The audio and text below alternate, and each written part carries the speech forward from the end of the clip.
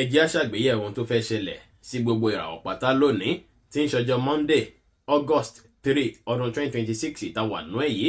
Mo kí Ọlọ́run ọba, mo ṣèbò Olódùmarè, ìbà akọ́dá ayé, ìbà aṣẹ̀dá ọ̀run, mo ṣèbà Ọ̀rúnmìlà, atórí ẹni tí ò sunwọ̀n ṣe, ẹlẹ́rìí ìpín tòun tàyàn mọ́, mo júbọ ọkùnrin, mo júbọ obìnrin, mo kí gbogbo ojú tó ń wò mí níbikíbi tí ẹ ti ń gbọ́ mi káàkiri àgbáńlá ayé. Ẹ̀yin tẹ̀ ń wò mí, ẹ bá ń share fídíò yìí, ẹ pín kó jẹ́ òwúlò àtàǹfààní fọ́pọ̀ ènìyàn. Ojú tẹ fi ń wò mí ò ní fọ́, bẹ́ẹ̀ ọwọ́ tẹ fi ń bá mi share rẹ̀ ẹ ní fi gbọ́mọ sí ẹ̀ sì ní fi gba lẹ́tà ìbànújẹ́ láṣẹ Ìdùmarè. Ṣáájú kí n tó tẹ̀síwájú, ẹ̀yin tẹ̀ ń wò mí ẹ lọ ẹ̀kúnrẹ́rẹ́ fídíò yìí lórí YouTube wa Ìṣẹ̀dá Spiritual, níbi tó ti ń kún tó ti ń ṣẹ̀dá lẹ̀, níbi tá a ti sọ̀rọ̀ nípa lucky number, tá a ti sọ̀rọ̀ nípa àkókò tó dára láti ṣe prayer, ibi tó dára púpọ̀ láti kọrí sí ṣe prayer, nípa ìlera ara wa àti bẹ́ẹ̀ bẹ́ẹ̀ lọ. Ẹ̀yin oníràwọ̀ iná tó kanra yẹn Aries tàbí láàrin March 21 sí April 20, ọjọ́ yìí ọjọ́ ayọ̀, ọjọ́ dùnú, ọjọ́ rere báyìí ló jẹ́ fún yín. Ọjọ́ tó ṣe pé ẹ máa jí rire ni, ẹ máa jí rídùnú, ẹ máa jí ráyọ̀ ni. Mo sì wá ṣọ́n pé láṣàlẹ̀ àná kẹ́ tó sùn náà, ìdùnnú báyìí lẹ fi sùn. Òwúrọ̀ ìtẹ́ bá jí, ìdùnnú àtayọ̀ náà lẹ́bàá jí lọ́jọ́ tòní o. Tó bá tọjọ́ tòní, ara yẹn yá gágá, ó máa láwọn nǹkan tó ṣe pé ó jẹ́ personal responsibility yín, tó ṣe pé máa fẹ́ mójútó lọ́jọ́ tòní, tó ṣe pé mójútó yìí máa jẹ́ nǹkan tó ṣe pé amúnú yín dùn, á máa yọ yín kún dáadáa, ẹ máa ní okun inú dáadáa lọ́jọ́ tòní. Kò ní rẹ́yìn, kò ní sí wàhálà, kò ní sí ìdààmú. Ṣùgbọ́n tẹ bá expose ara yín sòtútù rẹpẹtẹ, ó ṣeé ṣe kí egungun fẹ́ máa ro yín, kára fẹ́ máa ro yín bákan bákan. Ṣùgbọ́n ní ti activeness, ẹ máa wà active dáadáa lọ́jọ́ ti tòní o. Ọjọ́ tòní dára púpọ̀, kẹ́ fi ṣe dáadáa sáwọn ènìyàn, látàrí pé bẹ́ ṣe ń lé báyìí ṣe fẹ́ dára, ẹ gbọ́dọ̀ tún máa ṣe dáadáa sáwọn ènìyàn, ẹ gbọ́dọ̀ ní ìrẹ̀lẹ̀, kó má bí ìsọlẹ́nu lọ́jọ́ tòní, torí àwọn èèyàn lè fẹ́ sọ yín lẹ́nu bákan lọ́jọ́ sí tòní. Kẹ́ kíyèsára púpọ̀, wọ́n lè fẹ́ lẹ fẹ́ wá selfish bákan, wọ́n lè fẹ́ lẹ fẹ́ ya aládàáni kan jẹ́. Ẹ kíyèsára púpọ̀ lọ́jọ́ tòní. Ọ̀rọ̀ ayé yín báyìí ló máa bá yín lọ́jọ́ tòní o. Ó sì dára kẹ́ mójútó ọ̀rọ̀ ayé yín, ṣùgbọ́n ẹ má jẹ́ kí nǹkankan kan anybody, ẹ má jẹ́ kí nǹkankan pa ẹni kankan lára lọ́jọ́ tòní. Ẹ má wà competitive, ẹ má jẹ́ kó hàn sí ẹnì kejì yín tẹ́jọ́ ń ṣiṣẹ́ kan náà kó má rí níyìn pé ẹ̀ ń lé àwọn léré. Ẹ wulẹ̀ jà fúnra yín ni, ẹ wulẹ̀ focus lórí nǹkan yín fúnra lára yín, ẹ jà fún ẹ̀tọ́ yín lọ́jọ́ tòní. Gbogbo ọ̀nà ní gbogbo ọ̀nà lọ́jọ́ tòní á fi lọ dáadáa fún yín. Tẹ máa rí ṣe dáadáa láàyè iṣẹ́. Òwúrọ̀ kùtù tẹ bá jí gan, ẹ máa jí pẹ̀lú creativity, ọpọlọ yín á jí pépé dáadáa lọ́jọ́ tòní, tẹ́lẹ̀ sì máa wọ̀n yín lọ́wọ́ throughout ọjọ́ ti tòní. Ó ṣeé ṣe kí nǹkan wá pọ̀ tẹ́ máa plan lọ́tùn lósìn pé what next mo tún fẹ́ ṣe. Ó dàbí ìgbà pé láwọn kankan tẹ́ ṣe láṣeyanjú láìpẹ́ yìí, tó ṣe pé lọ́wọ́lọ́wọ́ báyìí àwọn nǹkan míì lẹ́ẹ̀ máa wọ̀ pé kí ni mo fẹ́ ṣe, ọ̀nà mo fẹ́ gbé gbà tí nǹkan á tún fi balance, kí ni mo tún fẹ́ ṣe báyìí. Ó sì ṣeéṣe kọ́pọ̀lọpọ̀ yín kẹfẹ́ ní ọkàn fífúyẹ́ lọ́jọ́ tòní, kó fẹ́ ṣe yín bí ìgbà pé nǹkan tó ti lọ ti lọ, bóyá ẹ̀yin àti èèyàn kan ti jọ ní issue, àbí èèyàn kan ti tapo sáà láyín tẹ́lẹ̀. Ẹ lè fẹ́ máa wọ̀ pé wẹ́ gbogbo yẹn ti lọ bá yẹn, ẹ ní fẹ́ ronú sẹ́yìn mọ́. Iwájú báyìí lẹ́fẹ̀ẹ́ máa lé lọ́jọ́ ti tòní, tó sì dára kí ẹ ṣe bẹ́ẹ̀. Ẹ má rárò sẹ́yìn rárá. Ẹ wulẹ̀ fè ní fálẹ̀mọ́ ogun nǹkan yín, ẹ fálẹ̀mọ́ nǹkan yín fúnra yín lè ní ló wá dára. Ẹ gbọ́dọ̀ fi ṣẹ́ dẹ́nikẹ́ni lọ́jọ́ tòní. Ẹ gbọ́dọ̀ ní lágbájá bá mójútó ṣọ́ọ̀bù yín, tàmẹ̀dù bá mójútó ṣẹ̀yí. Ó ṣeé ṣe kí wọ́n ṣe nǹkan tó ṣe pé á padà fẹ́ dùn yín púpọ̀ o. Ẹ kíyèsára púpọ̀ lọ́jọ́ tòní. Ẹ fálẹ̀mọ́ nǹkan yín fúnra yín, kí iṣẹ́ yín lè lọ dáadáa. Bá ṣe pé yín àti olólùfẹ́ yín á dára, ẹ ní láti rí dájú pé ẹ ní ìrẹ̀lẹ̀ kẹ́sì pẹ̀lẹ́ bá wọn ṣe. Bẹ́ẹ̀ sì ni owó lè wọlé fún yín lénìí. Deep pink jẹ́ kọ́lọ́ tó dára jù fún yín láti wọ̀ láṣọ lónìí. Aago 7 kù ìṣẹ́jú 10 ní òwúrọ̀ kùtù sí aago 9 kù ìṣẹ́jú 15 láàárọ̀ jí àkókò èyí tó dára jù fún yín tí ń ṣe lucky hour fún yín lénìí. Nọ́mbà 3 jẹ́ lucky number yín lọ́jọ́ tòní. Aago 4 kù ìṣẹ́jú 15 ní ìdájí sí aago 5 kù ìṣẹ́jú 15 ní ìdájí jí àkókò èyí tó dára púpọ̀ fún yín láti fi ṣe prayer lọ́jọ́ tòní. East dára púpọ̀ fún yín láti kọrí sí ṣe prayer ọ̀hún, tó sì ṣe kẹrẹ opportunity láti bẹ̀yẹn ìlera ara yẹn wájí pépé. Ṣùgbọ́n ṣeé ṣe káwọn míì nú yín látara nǹkan tẹ́ gbé sórí kó fẹ́ forí fífọ́ kẹ́ kí sára. Oníràwọ̀ rẹ̀ pé alámọ̀ Taurus tàbí láàrin April 21 sí May 20, ọjọ́ ìyọjọ́ ayọ̀, ọjọ́ ìdùnnú, ọjọ́ rere báyìí ló jẹ́ fún yín. Ọjọ́ tó ṣe pé púpọ̀ nú yín ó ṣeé ṣe kí ẹ láwọn nǹkan tó jọ mọ́ higher spirituality, ẹ̀mí nú yín máa fẹ́ dàbí ìgbà kó ń bá yín sọ̀rọ̀ lọ́jọ́ tòní. A máa ṣe bí ìgbà pé kẹ́ tọrọ àforíjì lọ́wọ́ Olódùmarè tó dá yín lórí àwọn kankan. Ènìyàn dára púpọ̀ fẹ́yìn tẹ́ ń lò ràwọ̀ yìí láti fi pray, láti fi tọrọ àforíjì dáadáa. Bóyá èèyàn lẹ́ṣẹ̀ tẹ́lẹ̀ ní ẹ tọrọ àforíjì, téèyàn bá sì ṣẹ̀yìn kẹ́ free wọn pátápátá lọ́jọ́ tòní. Ẹ fi ní free ara yín, ẹ fi ní free ara yín, ẹ correct ara yín tó bá ṣe pé ẹ ti ń rò pé mo fẹ́ gbẹ̀san kan tí lágbájá ṣe, mo fẹ́ gbẹ̀san kan tí tàmẹ̀dù ṣe tẹ́lẹ̀. Ẹ correct ara yín, kẹ́ calm down dáadáa. Àwọn tó bá yẹ kẹ́ tọrọ àforíjì lọ́wọ́ ẹ tọrọ àforíjì lọ́wọ́ kí gbogbo ẹ lè gún régé. Àwọn tó bá sì ṣẹ̀yìn ẹ rí dájú pé tètè gbé kúrò lọ́kàn. Ẹ free ara yín, ẹ offload gbogbo àwọn nǹkan tó dàbí heavy load tó wà lọ́kàn yín yẹn. Tẹ́ǹdì sínú pé lábájá ṣe báyìí, tàmẹ̀dù ṣe báyìí, gbé kúrò lọ́kàn yín pátápátá lọ́jọ́ tòní. Ẹ fọkàn yín mọ́, ẹ jẹ́ kára yín yá gágá, ẹ jẹ́ ká ìka yín wà ní mọ́tótó tó lọ́jọ́ tòní. Spiritual day ló jẹ́ fún yín. Ẹ̀mí inú yín máa bá yín sọ̀rọ̀ gidi gan. Ó sì dára kẹ́ trust ẹ̀ jù nǹkan kíkan lọ. Ẹ má trust ọ̀kan kíkan yàtọ̀ sí ẹ̀mí tó ń bá yín sọ̀rọ̀ lọ́jọ́ tòní.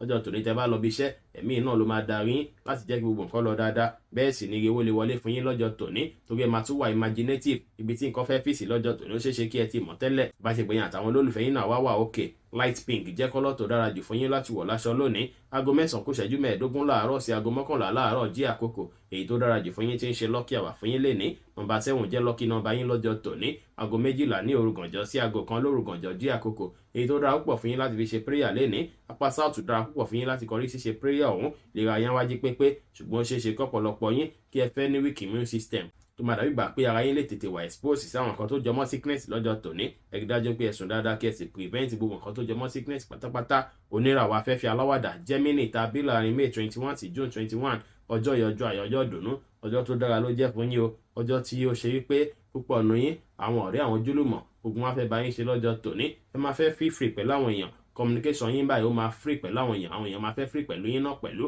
tó ṣe pé ó ṣeé ṣe kí ìbáṣepọ̀ yín àti àwọn èèyàn tó rọ̀gbà yín ká kó strong dáadáa púpọ̀ lọ́jọ́ ti tòní nǹkan kíkan tẹ́ bá fẹ́ request lọ́wọ́ ẹnikẹ́ni ẹ láǹfààní àti ṣe bẹ́ẹ̀ lọ́jọ́ tòní ó ṣeé ṣe kí wọ́n fún yín àwọn kọ́sọ́mà gan abayín dúnàdúrà àwọn tó rọ̀gbà yín ká gan ṣe dáadáa sí yín lọ́jọ́ tòní ọjọ́ ìyèrè báyìí lẹ máa rí o torí báyìí lójú owó ń rí kò ní sí wàhálà kò ní sí dààmú lẹ́ni ó ṣeé ṣe káwọn connection kọ̀ọ̀kan wáyé náà lọ́jọ́ tòní pẹ̀lú iṣẹ́ yín á lọ dáadáa tẹ́ bá lọ síbi iṣẹ́ pàápàá tẹ́ bá ń ṣiṣẹ́ tó jọmọ́ teamwork ẹ bá sì ṣiṣẹ́ tó jọmọ́ teamwork náà kọ́lígì yín á support yín dáadáa níbi iṣẹ́ lọ́jọ́ tòní bàṣepẹ̀yìn àti olólùfẹ́ yín á dára ire owó náà lè wọlé fún yín lénìí blue jẹ́ kọ́lọ́ tó dára jù fún yín láti wọ̀ láṣọ lónìí aago 11 láàárọ̀ sí aago 1 kọjá ìṣẹ́jú 15 ní ọ̀sán jí àkókò èyí tó dára jù fún yín tí ń ṣe lucky hour fún yín lénìí nọ́mbà 3 jẹ́ lucky nọ́mbà yín lọ́jọ́ tòní aago 1 ní òru gànjọ́ sí aago 2 lóru gànjọ́ jí àkókò èyí tó dára púpọ̀ fún yín láti fi ṣe prayer lénìí apá náà ti dára púpọ̀ fún yín láti kọrí ṣíṣe prayer ọ̀hún ó ti ṣeéṣe kẹrẹ àǹfààní láti bẹ̀ lera yẹn wájú pépé ṣùgbọ́n ṣeéṣe káwọn míì nìyí kẹfẹ́ nìkan tó jọ mọ́dẹ̀ jẹ̀díjẹ̀dí àbó tútù lọ́jọ́ tòní ẹ̀rí dájú pé ẹ má expose ara yín tó tútù ju bó ṣe lọ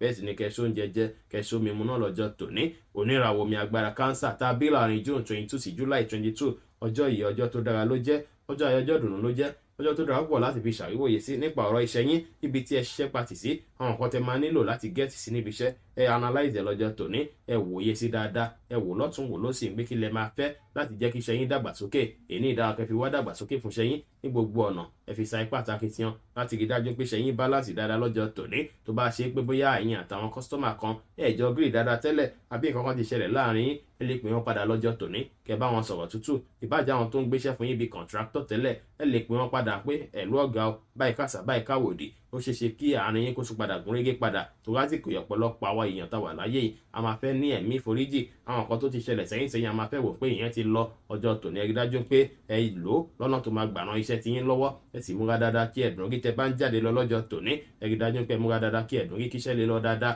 iṣẹ́ wa lọ bó ṣe yẹ kó lọ bá ṣe pé yín àti olólùfẹ́ yín á dára ẹ ní ìrẹ̀lẹ̀ dáadáa lọ́jọ́ tòní o ìrìwó lè wọlé fún yín lọ́jọ́ tòní green jẹ́ kọ́lọ́ tó dára jù fún yín láti wọ̀ láṣọ lónìí aago 1 kọjá ìṣẹ́jú 15 ní ọ̀sán sí aago 3 kọjá 30 ìṣẹ́jú ní ọ̀sán jí àkókò èyí tó dára jù fún yín tí ń ṣe lucky hour fún yín lénìí nọ́mbà 4 jẹ́ lucky nọ́mbà yín lọ́jọ́ tòní aago 1 ní òru gànjọ́ sí aago 2 lóru gànjọ́ jí àkókò èyí tó dára púpọ̀ fún yín láti fi ṣe prayer lọ́jọ́ tòní apá ìsì dára púpọ̀ fún yín láti kọrí ṣíṣe prayer ọ̀hún lè ra ẹyán wájú pépé ṣùgbọ́n ṣeé ṣe káwọn kan tún jọ móríkèéríkèé ara kó máa ròyìn bákan lọ́jọ́ tòní fáwọn míì tí wọ́n kì í tọ́jú ìlera ara wọn pàápàá skin yìí máa wà highly sensitive lọ́jọ́ tòní ẹ ké sára níràwọ̀ iná tó gbóná riri Leo tàbí láàrin July 23 sí August 22 ọjọ́ yìí ọjọ́ tó dára ló jẹ́ ọjọ́ ayọjọ́ dùnú ló jẹ́ tẹ́ bá jí lówùúrọ̀ kùtù ọjọ́ tòní ó ṣeé ṣe kí ẹ gbúrò kèrèkè dùnnú kẹ gbúrò kèrèkè yọ̀ ẹ máa gbóòrò ìyá ayọ̀ látọ̀nà jíjìn lọ́jọ́ tòní bẹ́ẹ̀ sì ní ó ṣeé ṣe kí àwọn ìmọ̀ kan wá fún yín tó ṣe pé ẹ máa mọ̀ lówùúrọ̀ kùtù ọjọ́ tòní tó ṣe pé ó ṣeé ṣe káwọn àìdíà ìbí owó fún yín kó béèrè fún yín lọ́jọ́ tòní àwọn kan tó lè ṣe yín láǹfààní lè wáyé lówùúrọ̀ ọjọ́ tòní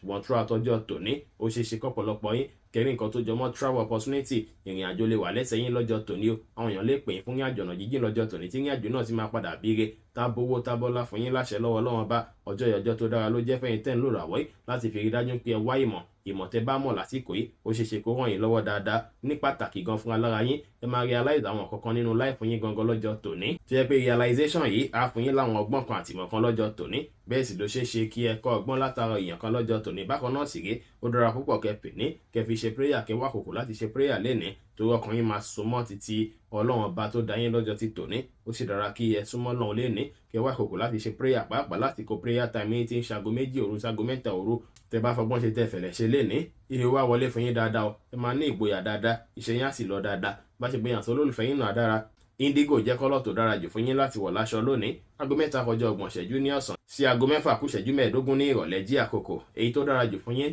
tí ń ṣe lucky hour fún yín lénìí. Nọ́mbà 7 jẹ́ lucky number yín lénìí. Aago 2 ní òru gànjọ́ sí aago 3 ní òru gànjọ́ jí àkókò. Èyí tó dára púpọ̀ fún yín láti fi ṣe prayer lénìí. Apá náà ti dára púpọ̀ fún yín láti kọrí sí ṣe prayer ọ̀hún tó ti ṣe kẹrẹ àǹfààní láti bẹ̀. Lè ra ara yín pépé lọ́jọ́ tòní, ṣùgbọ́n àwọn kan tó jọ mọ́ ìbàràdì ríro tàbí ẹ̀yìn ríro tàbí lower back pain, gbogbo nǹkan bẹ́ẹ̀ lè wáyé lọ́jọ́ tòní. Bẹ́ẹ̀ sì ni ẹsẹ̀ náà lè máa rọ̀ pọ̀lọpọ̀ yín lọ́jọ́ tòní.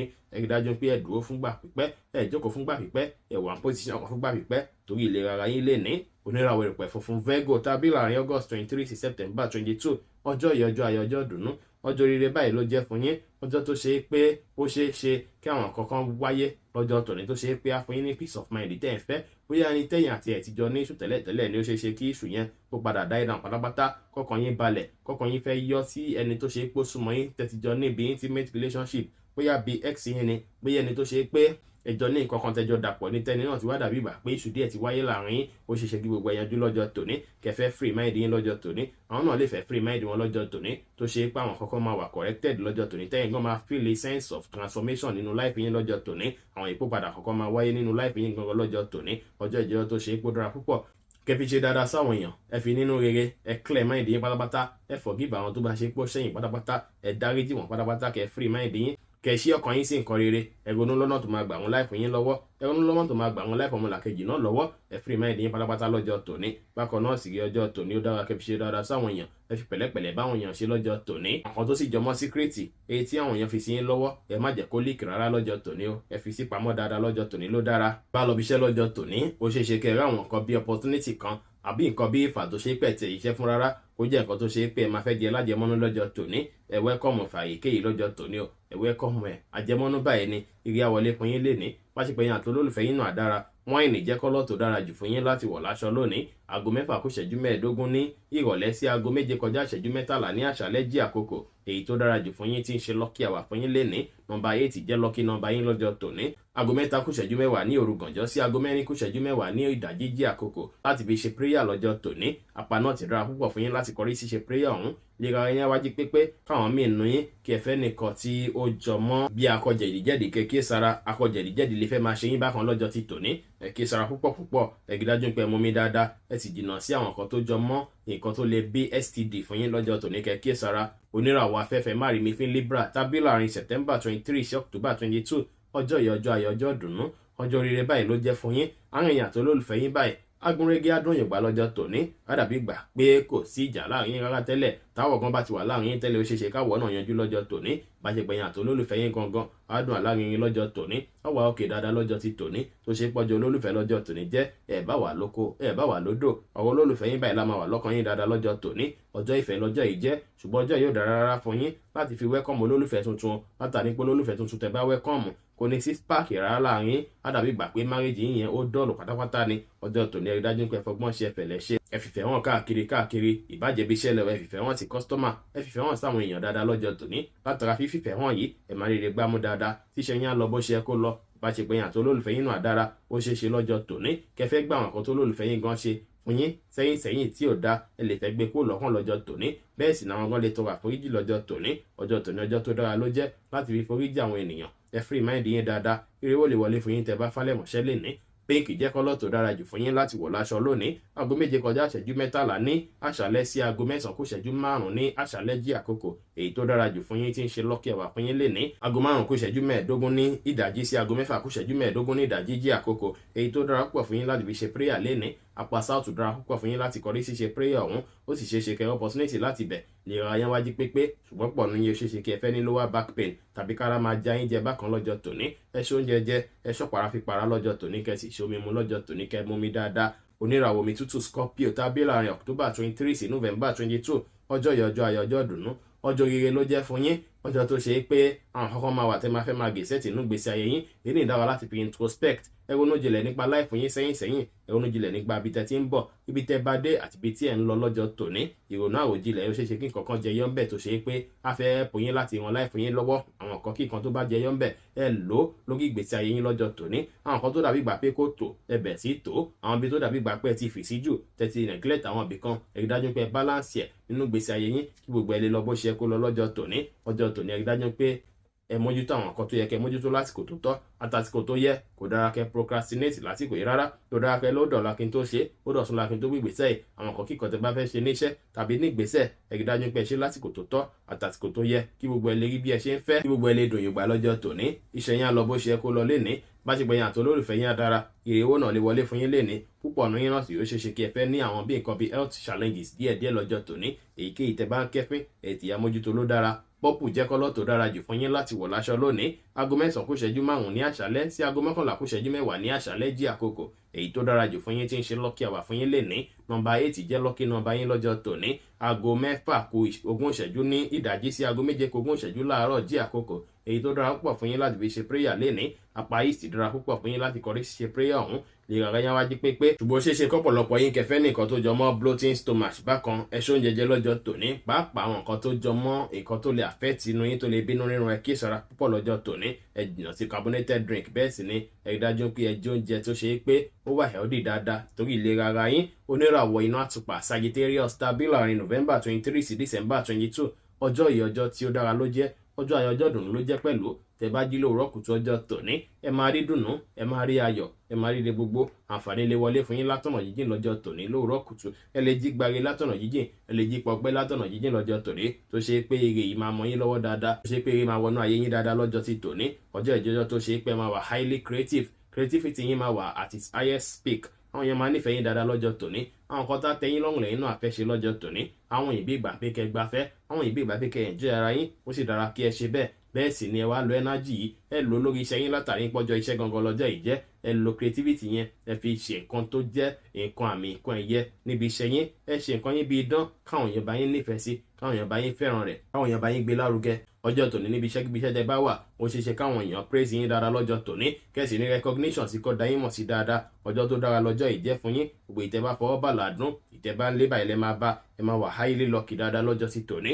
Iṣẹ́ yín á lọ bó ṣe yẹ kó lọ. Báṣepọ̀ yín àti olólùfẹ́ yín á dára. Ire owó gan lè wọlé fún yín lénìí. Pàápàá lówùúrọ̀ kùtù tẹ́ bá jí ibi tẹ́ bá ti ń retí owó ẹ lè kànlẹ̀kùn wọn ní òwúrọ̀ kùtù ọjọ́ tòní. Yàtọ̀ sákòókò lucky hour yín tí ń ṣe aago 4 ní ọ̀sán sí aago 5 ní ìrọ̀lẹ́. Píìṣì jẹ́ kọ́lọ́ tó dára púpọ̀ fún yín láti wọ̀ láṣọ lónìí. Nọ́mbà 7 jẹ́ lucky nọ́mbà yín lọ́jọ́ tòní. Aago 4 kù ìṣẹ́jú 15 ní ìdájí sí aago 5 kù ìṣẹ́jú 15 ní ìdájí jí àkókò. Èyí tó dára púpọ̀ fún yín láti fi ṣe prayer lọ́jọ́ tòní. Apá west dára púpọ̀ fún yín láti kọrí sí ṣe prayer ọ̀hún. Lè ra yín wájú pépé. Ṣùgbọ́n ṣeéṣe kọ́pọ̀lọpọ̀ yín kẹfẹ́ nìkan tó jọ mọ́ pain níbi spinal cord yín ni tàbí kẹ́ níbi àyà. Rí dájú pé kí ẹ sára pẹ̀lú gbígbé nǹkan tó bá wojú bó ṣe ẹ lọ́jọ́ tòní. Gbígbé nǹkan tó wojú bó ṣe ẹ lọ́lẹ̀ affect chest yín kó fẹ́ fún yín ní chest pain lọ́jọ́ tòní kẹ́ kí ẹ sára. Oníràwọ̀ ìpele Capricorn tàbí láàrin December 23 sí January 19. Ọjọ́ yìí ọjọ́ tó dára ló jẹ́. Ọjọ́ ayọ̀ ọjọ́ dùn ló jẹ́. Pàápàá láàrin yín àtàwọn mọ̀lẹ́bí. Báṣepọ̀ yín àti fámìlì yín máa gúnrégé dáadáa. Ó ṣeé ṣe kẹ́ rí àǹfààní àti bá àwọn mọ̀lẹ́bí yín sọ̀rọ̀ dáadáa lọ́jọ́ tòní tó ṣe pé ìfọ̀rọ̀wérọ̀ yín ó máa já gẹ́gẹ́ dáadáa lọ́jọ́ ti tòní. Àárín yín àgbàlẹ̀ fàlàáfíà àgbàlẹ̀ fún dùnú. Ilé yín gangan àgbàlẹ̀ fún rọ̀wọ̀n lọ́jọ́ tòní. Púpọ̀ ọ̀nà yóò ṣeéṣe kí ẹ fẹ́ máa ṣe àwọn àtúnṣe ilé kankan lọ́jọ́ tòní. Bí a kẹfẹ́ máa gbọ́n lẹ́nu ọjọ́ tòní sì dára láti fi ṣe bíi cleansing sínú ilé yín lọ́jọ́ ti tòní. Bákan náà sì ré ẹ̀yin tẹ̀ ń lò ràwọ̀ yìí ẹ rí dájú pé ọjọ́ tòní àwọn kan tó bá dàbí àwọ̀ èyíkéyìí tó ti ń wáyé nínú fámìlì tẹ́lẹ̀tẹ́lẹ̀ ẹ rí dájú pé ẹ fè ní wá solution sí solution ilé wáyé dáadáa lọ́jọ́ tòní. Bóyá èèyàn àti èèyàn kan nu fámìlì ìbáṣepọ̀ yín ò wá òkè rárá tó ṣe pé bóyá kankan ló fà á tẹ̀tẹ̀ sí ń wá pé kó tiẹ̀ wá òkè ẹ lè lọ́jọ́ tòní láti fi dájú pé píìsì yín àtàláfíà yẹn ó gbalẹ̀ láàrin yín dáadáa lọ́jọ́ ti tòní. Environment inú ilé yín máa wà very calm dáadáa lọ́jọ́ tòní. Ẹ̀yin gan kò ní sí ìlà ìlò kò ní sí wàhálà rárá lọ́jọ́ tòní. Gbogbo ẹ máa lọ bó ṣe yẹ kó lọ. Ibi iṣẹ́ yẹn rí dájú pé wà ní mọ́tótó. Inú ilé yín náà rí dájú pé wà ní mọ́tótó. Kí good energy àti positive energy kó lè wáyé wá lọ́jọ́ tòní. Ẹ máa rí gbámú lọ́jọ́ tòní. Pàápàá tẹ bá pe customer yẹn láti ilé, tẹ bá kọ quotation yẹn láti ilé, ó ṣeéṣe kí wọ́n àwọ́dù ẹ̀ fún yín. Bẹ́ẹ̀ sì lẹ́yìn tẹ̀ ń ṣiṣẹ́ láti ilé, ó ṣeéṣe kẹ́rí ṣe dáadáa lọ́jọ́ tòní. Iṣẹ́ yẹn á lọ bó ṣe yẹ kó lọ. Báṣepọ̀ yín àti olólùfẹ́ yín àti fámílì àdára. Ire wá wọlé fún yín lénìí. White jẹ́ kọ́lọ́ tó dára jù fún yín láti wọ̀ láṣọ lónìí. Aago 7 kù ìṣẹ́jú 15 ní àárọ̀ sí aago 9 kù ìṣẹ́jú 15 láàárọ̀ jí àkókò. Èyí tó dára jù fún yín tí ń ṣe lucky hour fún yín lénìí. Nọ́mbà 4 jẹ́ lucky nọ́mbà yín lọ́jọ́ tòní. Aago 1 ní òrùgànjọ́ sí aago 2 lórùgànjọ́ jí àkókò. Èyí tó dára púpọ̀ fún yín láti fi ṣe prayer lọ́jọ́ tòní. Apá southwest dára púpọ̀ fún yín láti kọrí sí ṣe prayer ọ̀hún. Lè rárá yán wájú pépé ṣùgbọ́n kí sara ó ṣeéṣe káwọn kan tó jọ mọ́ àyà dídùn díẹ̀ tàbí kí ẹ fẹ́ máa ronú àwòjù kó fẹ́ fa àwọn emotional issue lọ́jọ́ tòní. Bẹ́ẹ̀ sì lọ́jọ́ tòní ẹ rí dájú pé ẹ jìnnà sáwọn kan tó jọ mọ́ nǹkan tútù ju bó ṣe yẹ lọ kó má bàa fa ikọ́ àbí kàtà lọ́jọ́ tòní kẹ́ kí sára. oníràwọ̀ afẹ́fẹ́ oníbínú Aquarius tàbí láàrin January 20 sí February 18 ọjọ́ yìí ọjọ́ ayọ̀ ọjọ́ ìdùnnú ọjọ́ rere ló jẹ́ o ọjọ́ tó ṣe pé àárín ẹ̀yin àtàwọn olólùfẹ́ yín àárín ẹ̀yin àtàwọn ẹ̀gbọ́n àtàbúrò yín ó máa wà òkè dáadáa lọ́jọ́ tòní ó ṣeé ṣe kẹ́ láwọn ìrìn àjò kéékèèké tẹ́ fẹ́ rìn láyìíká lẹ́yìn lọ́jọ́ tòní bóyá èèyàn àti neighbor ní ìbáṣepọ̀ yín máa wà òkè ní bóyá èèyàn àtàwọn tó ṣe pé wọ́n gbé ní next street sí yín ni ó ṣeé ṣe lọ́jọ́ tòní kẹ́ ní short trip kékeré kan lọ́jọ́ tòní tó ṣe pé short trip náà máa jẹ́ tó ṣe pé ó máa bí relief abirọ̀rùn fún yín ìbáṣepọ̀ yín àtàwọn èèyàn máa jágere dáadáa ọ̀rọ̀ sísọ yín máa fìdí múlẹ̀ dáadáa lékeka lọ́jọ́ tòní bí ní ṣe jẹ́ Monday yìí ẹ fẹnu àṣẹ yẹn ẹ fẹnu tó ṣe pé Ọlọ́run ti fadùn sí ó ti foyín sí yẹn ẹ fi ṣe prayer ẹ sì fi gbé ọjà yín lérí báyìí kẹ́ fi gbé lárugẹ dáadáa kẹ́ fi polówó ẹ̀ dáadáa káwọn èèyàn bá yín dúnàdúrà lé lórí ẹnu yín máa wà active dáadáa lọ́jọ́ tòní ọ̀rọ̀ ẹnu yín báyìí ó fìdí múlẹ̀ dáadáa lọ́jọ́ sí tòní tó ṣe pé ẹni tẹ́ bá béèrè nǹkan lọ́wọ́ rẹ̀ ó ṣeé ṣe kó fẹ́ wá confuse láti ní lágbájá máa wọ̀rí máa ṣe gbáfẹ́ máa ṣàwò fún ẹ rí dájú pé ẹ lọ́wọ́ ẹnu yín lọ́nà tó máa gbà wọ́n gbèsè yín lọ́wọ́ lọ́jọ́ tòní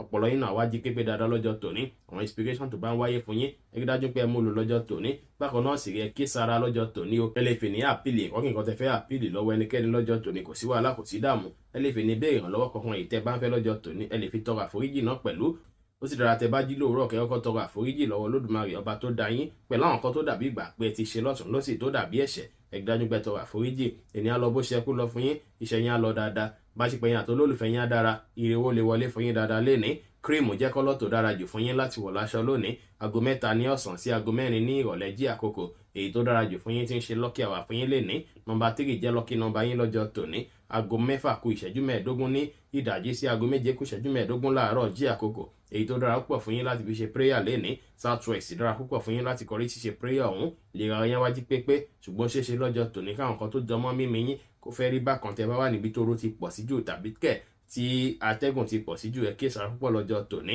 ẹ jìnnà sí nǹkan tó jọmọ́ smoke náà pẹ̀lú stress yín ò sì gbọ́dọ̀ pọ̀ jù bákan náà sì rí apá lè fẹ́ máa ròyìn bákan lọ́jọ́ tòní kẹ́ kíyèsára. oníràwọ̀ omi tí kì í ro Pisces tàbí láàrin February 19 sí March 20 ọjọ́ yìí ọjọ́ dùnú ọjọ́ ayọ̀ ọjọ́ rere ló jẹ́ fún yín o ọjọ́ tó ṣe pé ọ̀pọ̀lọpọ̀ yín àwọn kan tó dàbí òkè ẹ̀rìmọ̀ lọ́kàn àyà yín tẹ́lẹ̀tẹ́lẹ̀ ó ṣeé ṣe kó padà máa calm down báyìí ó kàn yín tún balẹ̀ pẹ̀sẹ̀ kẹ́ tún feel relieved àwọn kan tẹ́ ti ṣàkíyàn fún láti jọ́ mẹ́ta ó ṣeé ṣe kẹ́ bẹ̀rẹ̀ sí rí result ẹ̀ lásìkò yìí tó máa dàbí ìgbà pé ẹ padà máa dúpẹ́ fọ́lọ́run ọba ó sì láwọn kankan tó ṣe pé máa fẹ́ let's go lọ́jọ́ tòní tẹ́ máa fẹ́ wò pé àwọn kan yìí ó dání pé ti lọ nìyẹn bóyá nǹkan táwọn èèyàn kan ti ṣe fún yín tó dùn yín gidi gan ni àbí nǹkan tó ṣe pé ẹ̀ fúnra lára yín ṣe fún yàn tó dàbí ìgbà pé ẹni náà wà mórí lọ́jọ́ tòní ó ṣe ṣe kí gbogbo èèyàn jó kẹ́ láǹfààní àti let's go àwọn kankan tó ṣe jẹ́ pé èèyàn lè tọrọ àforíjì lọ́wọ́ yín lénìí ẹ̀yin náà sì lè tọrọ àforíjì lọ́wọ́ èèyàn lọ́jọ́ tòní ọjọ́ àforíjì lọ́jọ́ ìjẹ́ ẹ fi fi ara yín ẹ fi ṣe dáadáa sáwọn èèyàn lọ́jọ́ tòní bákan náà sì gé gbogbo nǹkan tí ẹ bá ń fókọ̀s lé lórí ẹ túbọ̀ bá fókọ̀s lé lórí o ó ṣe ṣe kí nǹkan náà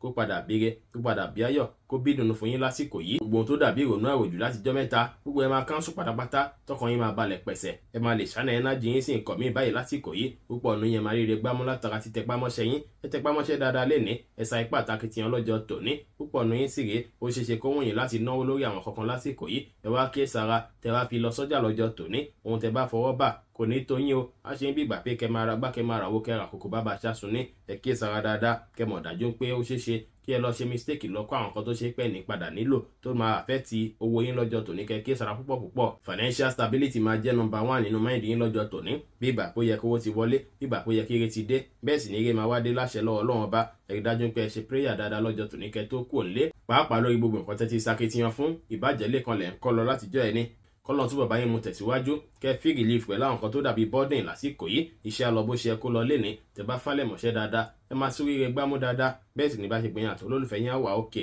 lime green jẹ́ kọ́lọ́ tó dára jù fún yín láti wọ̀ láṣọ lónìí aago 9 kù ìṣẹ́jú 15 láàárọ̀ sí aago 10 kù ìṣẹ́jú 15 láàárọ̀ jí àkókò èyí tó dára jù fún yín tí ń ṣe lọ́kì àwà fún yín lénìí nọ́mbà 7 jẹ́ lọ́kì nọ́mbà yín lọ́jọ́ tòní aago 5 kù ìṣẹ́jú 15 ní ìdájí sí aago 6 kù ìṣẹ́jú 15 ní ìdájí jí àkókò èyí tó dára púpọ̀ fún yín láti fi ṣe prayer lénìí apá south dára púpọ̀ fún yín láti kọrí ṣíṣe prayer ọ̀hún lè rárá yá wájú pépé ṣùgbọ́n ṣeéṣe káwọn kan tó jọ mọ́ ọ̀nà fún kó fẹ́ máa dùn yín bákan tàbí kóhun yín fẹ́ há bákan bẹ́ẹ̀ sì ni àwọn kan tó jọ mọ́ ìgúnpá tàbí èjìká ó lè fẹ́ máa ròyìn bákan lọ́jọ́ ti tòní ọ̀ràn ọwọ́ náà lè fẹ́ máa ròyìn bákan lọ́jọ́ tòní ẹ kí sára lọ́jọ́ tòní ẹ ṣe oúnjẹ jẹ torí pé ó ṣeé ṣe kí ọ̀nà fún yín fẹ́ máa gba nǹkan lóòrèkóòrè bí kẹ́ máa mọmi bí kẹ́ máa jẹun lọ́ọ́ máa rí lọ́jọ́ tòní ó dára kẹ́ ṣe bẹ́ẹ̀ lọ́jọ́ tòní torí ìlera ara yín ṣùgbọ́n ẹ gbọ́dọ̀ jẹ oúnjẹ àjẹkì ju bó ṣe yẹ lọ bí ó ṣe jẹ́ nìyẹn fún gbogbo orúfẹ́ ìràwọ̀ méjìlá tó wà pátá. Ẹ̀yin tẹ́ ń wò mí pátá ẹ má gbàgbé pé Ọlọ́run Ọba Olódùmarè nìkan lọ́ba tó ní ìmọ̀ jùlọ.